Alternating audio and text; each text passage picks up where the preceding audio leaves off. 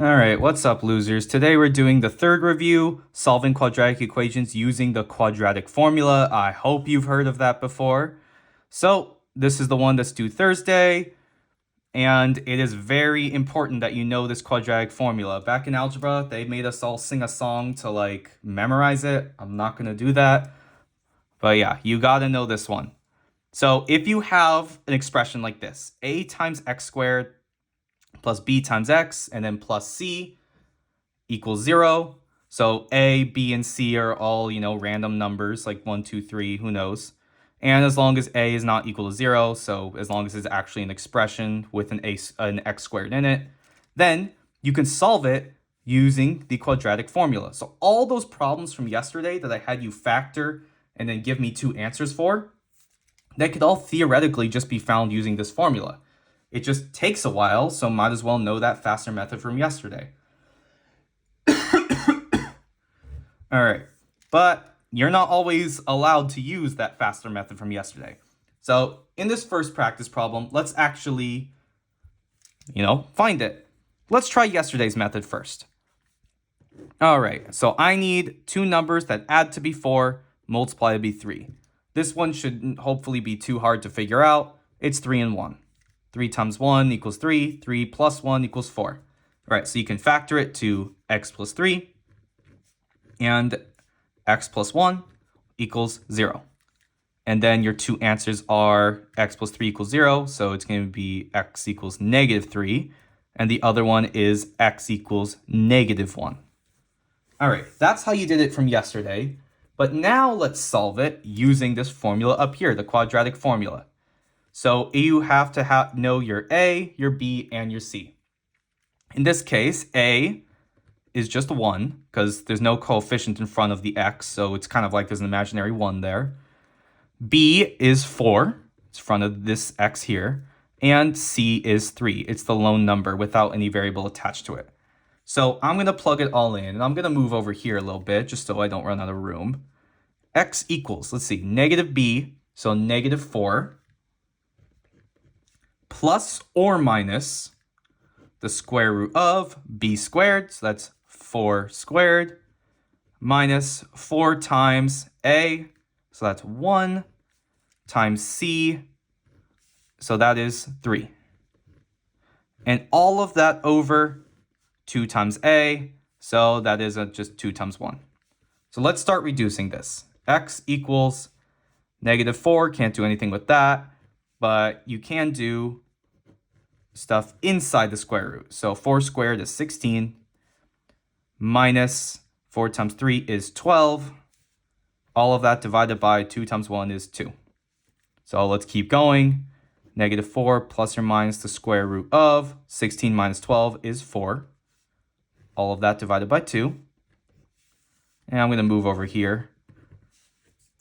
So square root of 4, I mean, we all know that. X equals negative 4 plus or minus square root of 4 is 2. All of that divided by 2. And lastly, negative 4 and 2 are both divisible by 2. So x equals negative 2 plus or minus 1. Notice I didn't want to touch this plus or minus until the very end, because this plus or minus here tells me the two possible answers. So one of the methods is x equals negative 2 plus 1. And the other method is x equals negative 2 minus 1. So right here, x equals negative 2 plus 1 is x equals negative 1. Right here, x equals negative 2 minus 1 is x equals negative 3. And look at that. That's the same as we got right here. So yeah, the quadratic formula works for any quadratic problem. It's just sometimes those problems are pretty easy and can be solved without the use of the formula. But sometimes you can't use the formula or the method from yesterday. You have to use the formula, I mean. So let's look at this problem. Let's try using the method from yesterday. Two numbers have to add to be negative 3 and multiply to be, let's see, 2 times negative 15, so negative 30. Yeah, you're not going to find any. At least not any that aren't some crazy fractions or something. Or something with a square root in it. And, I'd be hard-pressed to see anyone get that without using the quadratic formula here. So let's start by plugging these in. A equals 2 your b value is -3, and your c value is -15. All right, so x equals negative b, so -3, plus or minus the square root of b squared, so -3 squared, minus 4 times a, so 2, times c, so -15. All of that over 2 times a, so 2 times 2. All right, let's start reducing this. -3, so that's just +3, plus or minus the square root of -3 squared. 3 squared is 9, and it's a negative times a negative, so it's just +9. Now, minus 4 times 2 times -15. I see a minus, a negative here, so I know this answer is going to be positive. So 4 times 2 is 8. 8 times 15, if you don't know that off the top of your head, use your calculator. 8 times 15, I think it is 120. And all of that divided by 2 times 2 is 4. All right, let's reduce this slightly further. 3 plus or minus the square root of 9 plus 120 is 129. Divided by 4. All right. Now, I don't know about you, but I don't know any factors of 129. I don't think I can reduce this square root here. And if I could, it wouldn't be that useful. So yeah, that's as far as this is reducing without messing with the plus or minus symbol. All right, so one possible answer is x equals 3 minus 120, square root of 129 over 4. And the other possible answer is 3 plus the square root of 129 over 4. Those are your two possible answers. They don't reduce further than that unless you, well, plug them into your calculator, get some crazy decimal. But yeah, that's the answer to this problem. And yeah, you were not going to find it using the method from yesterday, were you? All right, 2 more of these. So for this one, you want to, use the quadratic formula. But first, we have to get it in quadratic form. What that means is on this side, it has to be equal 0. So I'm going to add 10 to both sides. So 2x squared minus 7x, -13 plus 10 is -3 equals 0. All right, now my a is 2, my b is -7, and my c is -3. All right, so let's plug this all in. I'm going to start over here so I don't run out of room. X equals -7 plus or minus the square root of b squared, -7 squared, minus 4 times a times c, so -3. All of that over 2 times a, so 2.